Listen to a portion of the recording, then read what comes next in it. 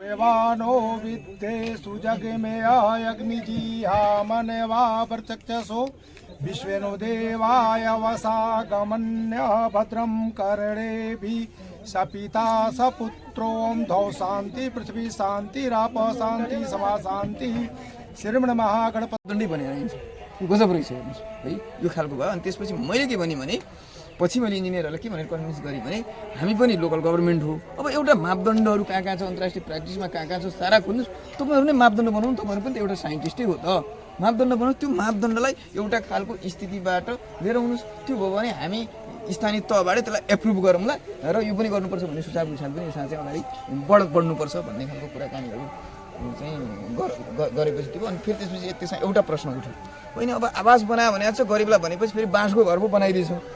यहाँ त ढलान छैन। अहिले त घर भनेको त अलिकति बनाइदिनु बिचमा यो अहिले जनता आवास लगायत विभिन्न खालका सरकारले बनाएका कार्यक्रमहरूमा पुरै कङ्क्रिट प्लान छ। हेर्नुहोस्, कङ्क्रिट प्लान छ नि त, होइन कङ्क्रिट प्लान छ।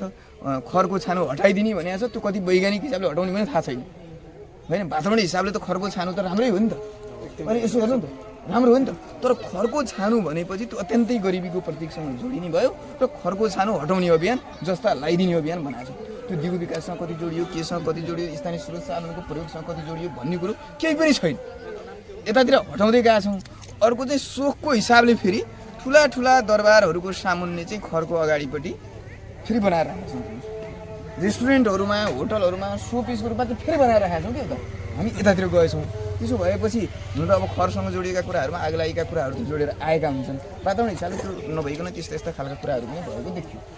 त्यसो भएपछि हामीहरूले के भन्यौँ भन्दा यहाँ रहेकै स्थानीय साधन स्रोतको म्याक्सिमम प्रयोगको उपाय खोजौँ भनेर लुमन्तीको टिमसँग मेरो फर्स्ट मिटिङ मैले गरेको कुराकानी त्यही थियो। अनि हाम्रो इन्जिनियर साहबहरूको चाहिँ होइन बरु अलिअलि बढी पैसा थपेर बरु माथि चाहिँ सिमेन्टेड गरिदिउँ न भन्ने नै उहाँहरूको बढी जोड सिमेन्ट इँटाहरू नै प्रयोग गरौँ न भन्ने थियो। मैले त्यसो नगर्ने। त्यसो हुँदाखेरि यहाँ रहेका परम्परागत कुराहरूलाई पनि एउटा अपनाउने तहमा लिएर जाउँ भन्ने थियो। त मैले लुमन्तीको सरहरूसँग पनि आग्रह गरिरहेको छु। यो अहिले हामीले यो आवासको हिसाबले बनायौँ। अब अलिअलि मध्यम वर्गले पनि बनाउन सक्नु पऱ्यो। के डिजाइन के नर्म्सहरू बनाएर पास गरेर राख्नु पऱ्यो भनेर मैले रामन सरलाई पनि भनेको छु। के नर्म्स बनाइदिउँ। अब जितपुर सिमरा उपमहानगरपालिका के नर्म्स बनाइदिउँ। अनि त्यसपछि हामीहरूले बनाउने विद्यालयको कोठाहरू बनाइदिउँ न, यहीसँग जोडेर बाँससँगै जोडेर, होइन यतापट्टि लुमन्तीले लगानी गरेको एउटा पार्ट भयो। हामीहरूले बनाउने विद्यालय भवनको चाहिँ विद्यालय भवन कतिपय सार्वजनिक भवनहरूको नै के गरौँ त भन्दा परम्परागत यो बाँसहरू लगायतका प्रयोग गरेर राम्रो चिटिक्क बनाइदिउँ। होइन त्यो हिसाबले चाहिँ अब नर्म्स बनाउँछु भएर बनाएको छु कि मैले आगामी चाहिँ नगरसभामा पुग्दाखेरि त्यसलाई पास गरेर राखौँ, त्यसलाई लिएर जिल्ला दर रेटहरूभित्र राखौँ के छ त्यो तयारी गर्नुहोस् भनेर चाहिँ मैले चाहिँ हाम्रो चाहिँ के अरे नगरपालिका इन्जिनियर साहबहरूलाई पनि त्यसो गर्न पाइयो भने यसले चाहिँ यहाँ रहेका कुराहरू लिएर जान्छ। अनि अर्को कुरो मलाई चाहिँ एकदम खुसी चाहिँ कहाँनिर लाग्यो भन्दा पछि भएपछि उहाँहरूले यसको अध्ययन गर्नुभयो। विभिन्न हिसाबले त्यो भइसकेपछि यसको चाहिँ एउटा नर्म्स इन्डियामा रहेछ भन्ने कुरा आयो, होइन उहाँले खोजेर ल्याउनु भयो। अनि त्यसपछि विभिन्न पोइन्टहरू हेर्नुभयो। अनि हेरेपछि जब हामी फर्स्ट घर पाइलटिङ घर त्यो मटेरियामा बनाउँदै थियौँ, मटेरियामा बनाएर त्यसको चाहिँ फाइनल गर्दा त्यो एउटा त्यो घर कम्प्लिट भएपछि गर्दै गर्दाखेरिको एउटा अनुभूति कस्तो थियो भन्दा यहाँ कहाँ के प्रयोग हो त भनेर उहाँहरूले यस्तै बनाएर फ्ल्यास पोइन्टमा राख्नु भएको थियो। त्यसमा चाहिँ के थियो भनेर भन्नुहुन्छ भने सिर्फ हाम्रो पैसा नगरपालिकाबाट बाहिर चाहिँ पैसा केमा जान्छ भने त्यो केमिकल किन्ने पैसा भन्दा बाहेक र त्यो जस्ता ल्याउने पैसा भन्दा बाहेक चाहिँ केही पनि पैसा बाहिर जाँदैन थियो। अब त्यो यसो हेर्दा कि घर हेर्दै गर्दाखेरि पनि उहाँहरूले देखाएको सो हेर्दै गर्दा पनि केमिकल चाहिँ अब हाम्रो यहाँ उत्पादन नहुने भयो। केमिकल चाहिँ बाहिर गइरहेको थियो। केही सर्टेन 1-1.5 लाख पैसा, होइन 1-1.5 लाख कि 2 लाख जति पैसा चाहिँ त्यो घरको टोटल लागतमा 1-1.5 लाख पैसा गइरहेको थियो। पछि टोटल पैसा चाहिँ यहीँ बसिरहेको। बाँस कहाँको भन्दा बाँस चाहिँ यहीँको, ट्रिटमेन्ट कहाँ गरियो यहीँ गरियो, मिस्त्री कहाँको लाग्यो भन्दा बाँस मिस्त्रीहरूलाई उहाँहरूले ट्रेनिङ दिनुभयो। परम्परागत हिसाबले के अरे जानिरहेको मिस्त्रीहरू हुनुहुन्थ्यो। बाँस मिस्त्री कहाँको त त्यो काम गर्ने भन्दा यहीँको पैसा त्यहीँ गयो, होइन। अब लेबरहरू त्यसै भइहाल्यो, होइन। भनेपछि टोटल पैसा मोटामोटी त्यो केमिकल किन्ने र त्यो अनि मैले पछि घर घुमेर हेरेँ त्यसमा प्रयोग भएको भनेको त्यो जस्तालाई त्यो अड्याउने चाहिँ एउटा त्यो फलामको कुरा थियो, होइन। त्योभन्दा बाहेक त्यसमा प्रयोग न किला काँटा केही पनि बाहिरको थिएन। त्यो टोटल बाँसकै थियो त्यहाँ त्यो घरमा, होइन। भनेपछि सायद यहाँ गर्ने पनि यही हो। त्यसो भएपछि टोटल न किला किन्ने पैसा बाहिर गइराखेको छ, होइन। तर त्यो सिर्फ त्यो जस्ताको र त्यसपछि त्यो के अरे त्यो एङ्गल र केमिकल होइन त्यति भन्दा बाहेक अरू पैसा चाहिँ बाहिर नजाने भनेपछि त्यो एकदम गजब लाग्यो। भनेपछि मलाई भित्रभित्र चाहिँ एकदम यो हामी आएर एउटा अलिकति पहल प्रयत्न गरेर एउटा राम्रै काम हो कि जस्तो मलाई चाहिँ त्यो खालले चाहिँ अलिकति आत्मसन्तुष्टिको फिल पनि त्यहाँनिर भएको थियो। त्यसपछि मैले त्यो भएको छ। त्यसपछि यो म यहाँ पत्रकार मित्रहरू हुनुहुन्छ मैले तपाईँलाई के आग्रह गर्न चाहेँ भने यो कुरालाई अलिकति ब्रान्डिङ गरौँ। महानगरपालिका केही सहयोग छ र यहाँहरूको श्रमदान मुख्य रूपमा भनेको यहाँहरूको आफ्नो श्रमदान गरेर यहाँहरूले काम गरेर मात्रै बन्ने हो। त्यसले गर्दाखेरि चाहिँ सबैजना मिलेर यो काम गरौँ। जति अहिले छनौट हुनुभएको छ 25 परिवार यहाँहरूलाई बधाई छ र अलिकति नराम्रो लागिरहेको हुन्छ अरूलाई किन भन्दाखेरि छनौट हुनु धेरैजना त्यो क्राइटेरिया पर्ने धेरै हुनुहुन्छ। यहाँनिर घर बन्नुपर्ने खालको अवस्थाका धेरै परिवारहरू हुनुहुन्छ। एकैचोटि सबैको बनाउन सकिँदैन।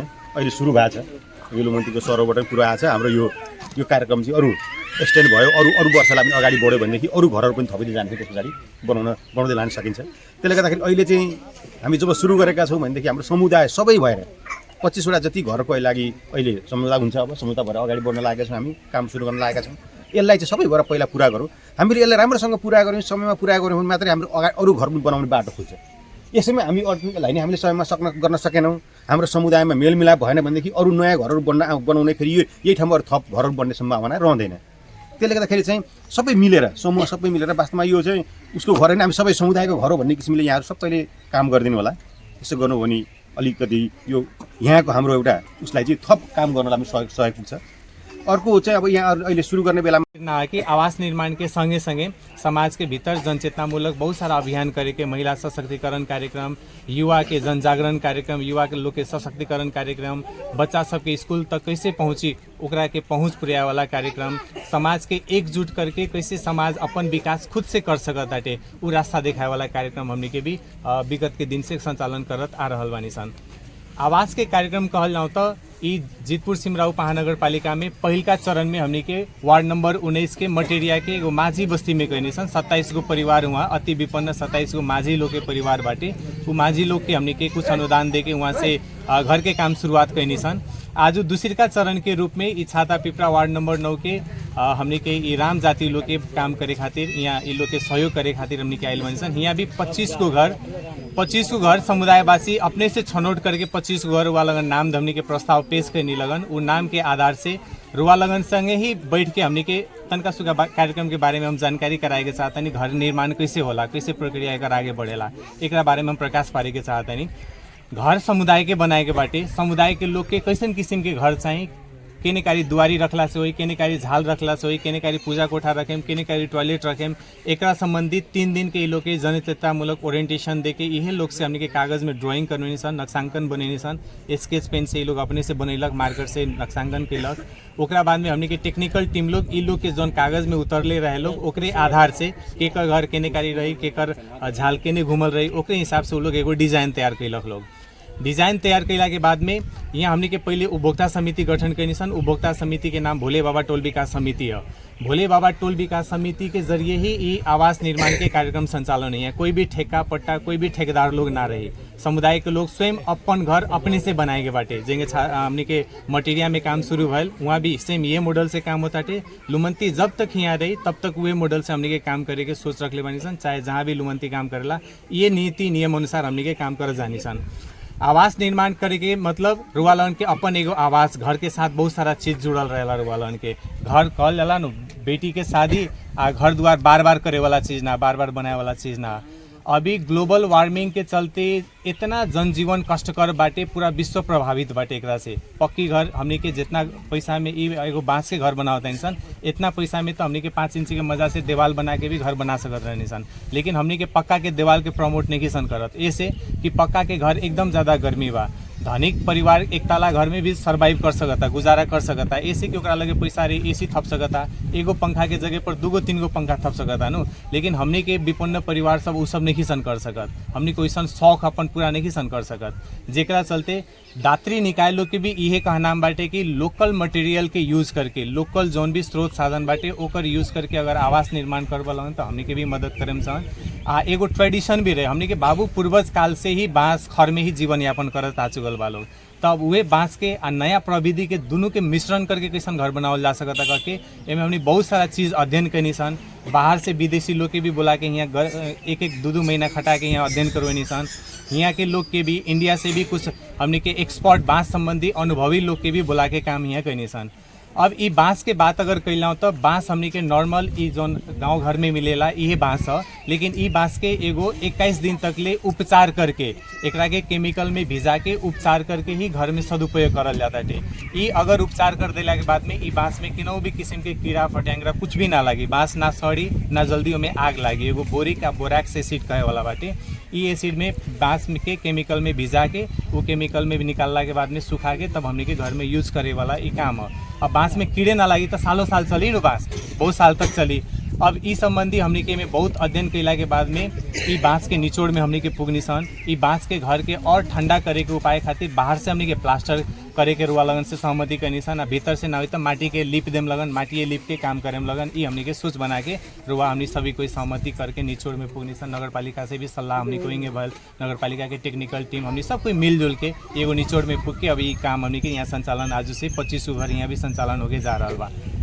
यहाँ जितना भी चीज किने के बाटे सब इ लोग के समिति के काम अपने है। समिति के लोग खुद टेंडर आह्वान केलक अपना नाम से।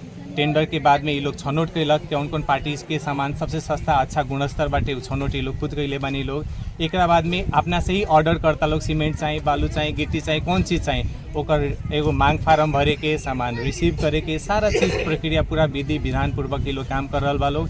इतने काम भी नहीं लोग करत। एक बार हम जानकारी कराए के चाहता नहीं कि हमरा लगता है शायद यहाँ नमूने वो चीज़ हुई सादा पेपरा में और मटेरिया में भी जितना भी कामदार लोग बाटे सब कामदार लोग के पैन कार्ड बनैले बा लोग। सब कोई के पैन कार्ड बा, सब कोई के बैंक में खाता खोलैले बा लोग। कोई के भी नगद पैसा नहीं के देवे के यहाँ नगद कारोबार 1 रुपया भी नहीं के, सारा अकाउंट पे चेक के थ्रू काम करता लोग। लेबर काम के कितना बनिया रही लोग के खाता में ट्रांसफर, बालू गिट्टी कितना गिरल लोग के खाता में ट्रांसफर, सीमेंट छड़ कितना गिरल लोग के खाता में ट्रांसफर। ये हिसाब से ये प्रक्रिया से वहाँ भी काम होता है, यहाँ भी काम होता है। हमेशा ये लोग जितना भी किस्ता मांग करेला लोग सामाजिक लेखा जोखा करके समुदाय के सहमति करके माइनोट उठा के तब हमने के पिछला पैसा के बिल भरपाई पेश करेला लोग, फिर दूसरे का किस्ता के मांग करेंगे लोग। अब ये प्रक्रिया से रुआ लगन के भी यहाँ भी अब हमने के काम संचालन करे के अनुरोध करता नहीं। बीच में कोनो भी बाधा अड़चन आई तो नगर पालिका के टीम बाटी लोग, हमने के टीम बानी लोग, हमने के लगे भी टेक्निकल टीम बाटी लोग, सबको मिलजुल के काम करे के बाटे। आज के कार्यक्रम भी रुआ लगन देखत हो कि ई लुमंती के आयोजना में प्रोग्राम ना लुमंती अपना से प्रोग्राम कभी भी कोनो भी आयोजना हमने ना करे नहीं समुदाय लेवल में। समुदाय जब तक अपन अधिकार अपन मांग अपना से जब तक आगे ना बढ़ी तब तक समुदाय हमेशा मांगे वाला बानी बन पड़ले रह जाए। जब तक ये लोग अपना से खुद आगे ना बढ़ी तब तक ले ये लोग के विकास नहीं हो सकत। कैसे कि बाहरी संस्था कभी भी हमेशा ला ना होला। आजू आई साल 2 साल 5 साल 6 साल प्रोजेक्ट रही ओकरा बाद रही फिर ओकरा बाद चल जाए के पड़ी उस संस्था के। लेकिन उतना बीच में समुदाय के ऐसा क्षमता बना दल जाओ कि संस्था गईला के बाद भी ये लोग अपन समस्या समाधान करे खातिर कहाँ गईला से ठीक रही, नगर पालिका गईला से ठीक रही कि वड़ा समिति में गईला से ठीक रही, जिला प्रशासन में कैसे गईला से ठीक रही। ये लोग खुद वैसा क्षमतावान हो जाओ ताकि कोई